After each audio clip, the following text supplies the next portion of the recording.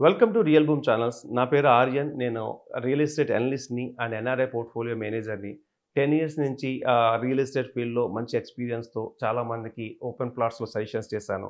Lands ఎక్కడైనా invest చేయాలంటే 100% నేను బెస్ట్ సజెషన్స్ ఇవ్వగలను. అండ్ ఈరోజు మనం డిస్కస్ చేసుకోబోయే టాపిక్ ఏంటంటే నెక్స్ట్ గచ్చిబౌలి. ఏ ఏరియాకి గచ్చిబౌలి రేంజ్ మంచి అట్మాస్ఫియర్ ఉంది ఇవాళ తెలుసుకుందాం. చాలామంది యాడ్లు చూసే ఉంటారు. కొన్ని కంపెనీస్ నెక్స్ట్ గచ్చిబౌలి అని చెప్పేసి విజయవాడ హైవేనంతటిని ఒకసారి వదలగొట్టారు. So, this is the next Gachibowli, next Gachibowli అని. కొన్నిసార్లు లైక్ శ్రీశైలం హైవేలో కొన్ని ప్లేసెస్ తీసుకొని future city and next Gachibowli అనేది కొంచెం వదలగొడుతున్నారు. అండ్ ఇంకా షాద్ నగర్ సైడ్ కూడా నెక్స్ట్ గచ్చిబౌలి. అంటే వాట్ ఈస్ గచ్చిబౌలి? గచ్చిబౌలి ఏంటి? గచ్చిబౌలికి ఉన్న ప్రయారిటీ ఏంటి? ఎందుకు గచ్చిబౌలి అయితే అందరూ ఇన్వెస్ట్ చేయడానికి ఎగబడుతున్నారు?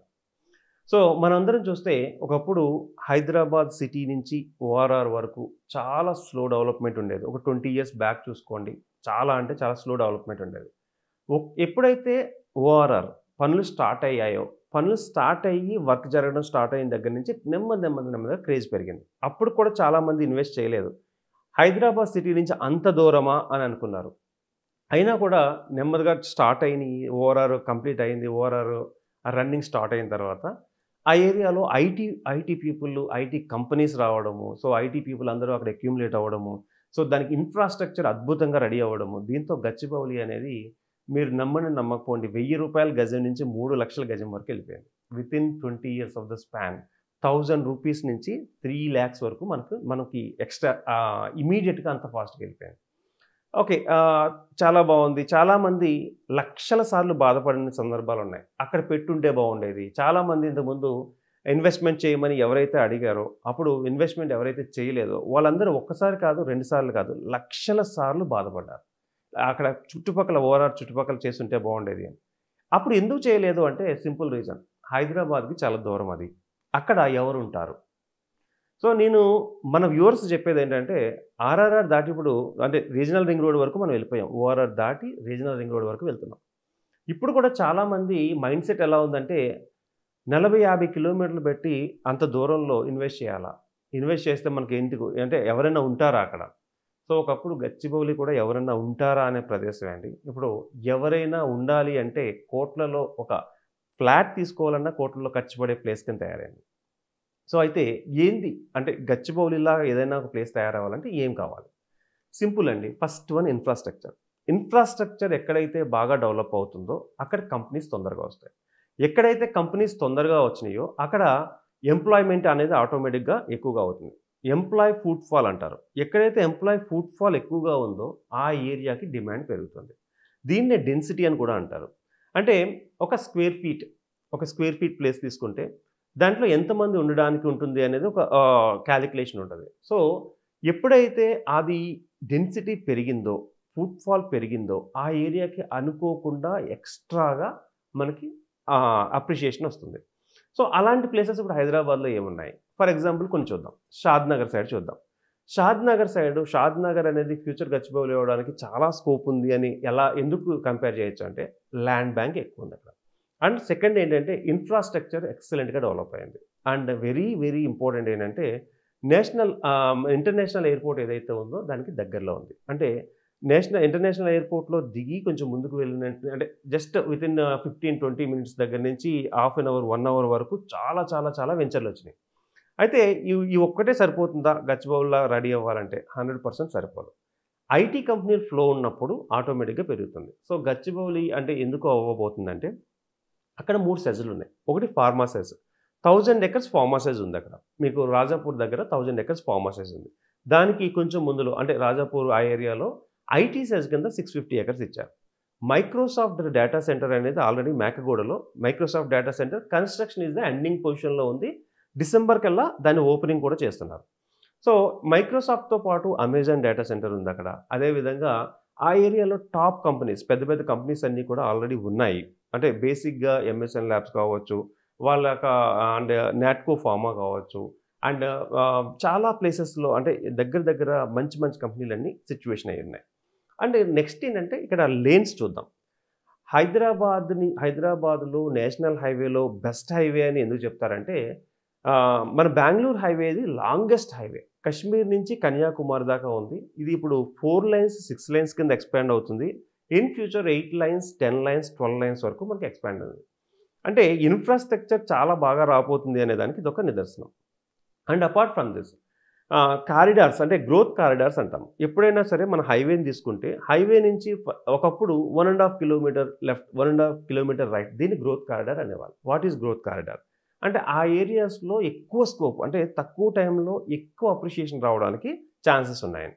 ఈ గ్రోత్ కారిడార్ అనేది చాలా విడ్త్ అయింది ఇప్పుడు. అంటే 1.1, 1 ½ కిలోమీటర్ నుంచి 5 కిలోమీటర్స్, 7 కిలోమీటర్స్ వరకు వెళ్తుంది.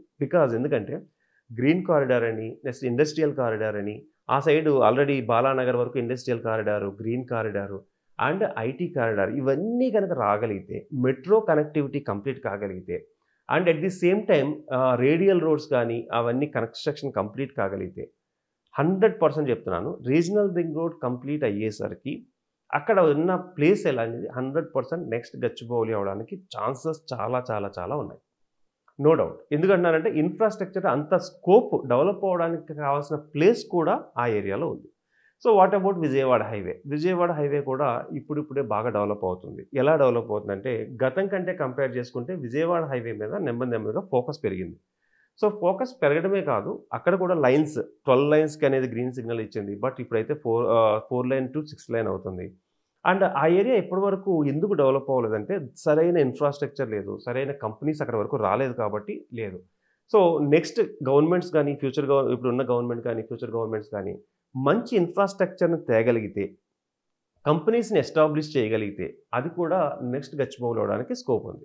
ఎందుకు అంటున్నానంటే ఆ ఏరియాలో ఉన్న అడ్వాంటేజ్ ఏంటంటే కనెక్టివిటీ. సో మీకు విజయవాడ నుంచి లేదంటే ఖమ్మం వెళ్ళాలన్నా మంచి కనెక్టివిటీ ఉంది. విజయవాడ వెళ్ళాలన్నా కనెక్టివిటీ ఉంది. వైజాగ్, రాజమండ్రి ఎలా వెళ్ళాలన్నా కూడా కనెక్టివిటీ బావుంటుంది.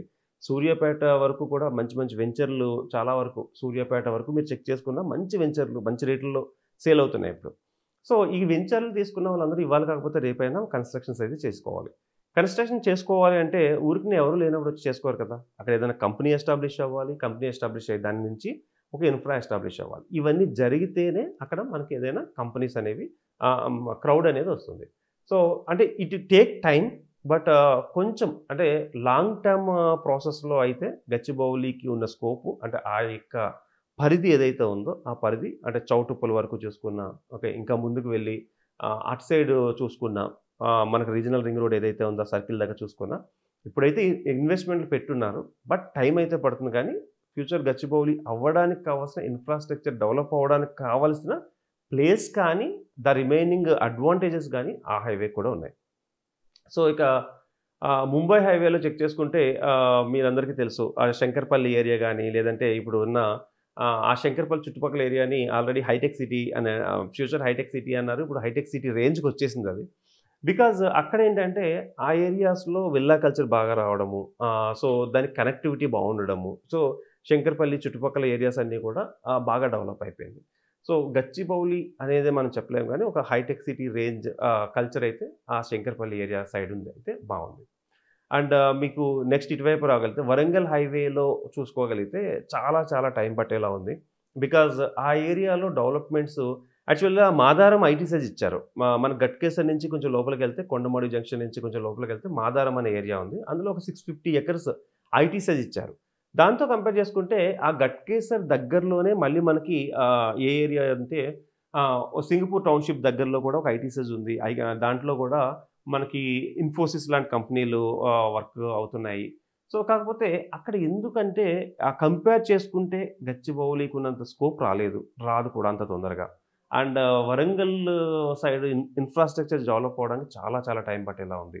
అంటే వీటితో కంపేర్ చేసుకుంటే మన ఈస్ట్ సైడ్ గాని దీంతో కంపేర్ చేసుకుంటే south side there is a scope for ఎక్కువ ఇన్‌ఫ్రాస్ట్రక్చర్ తొందరగా డెవలప్ అవ్వడానికి. ఎందుకంటే ఒక చిన్న ఎగ్జాంపుల్ చెప్తున్నా. సౌత్ సైడే ఎందుకు చదువుతున్నారు? పెద్ద పెద్ద కంపెనీస్ అన్నీ కూడా అక్కడ ఆల్రెడీ ల్యాండ్స్ పూల్ చేసున్నాయి. హీరోయిన్స్ గానీ, లేదంటే స్టార్స్ అందరూ కూడా ఆ ఏరియాలో ల్యాండ్స్ పూల్ చేసున్నారు. అంటే ఎవరైతే కొంచెం సౌండ్ అంటే ఫైనాన్షియల్‌గా సౌండ్ ఉన్నారో వాళ్ళందరూ కూడా బెస్ట్ ప్లేసెస్‌లో వాళ్ళు ఆల్రెడీ ఉన్నారు కాబట్టి, సో, ఆ ఏరియాకి నో డౌట్ గచ్చిబౌలి అయ్యే అవకాశాలు తొందరగా అయ్యే అవకాశాలు ఉన్నాయి.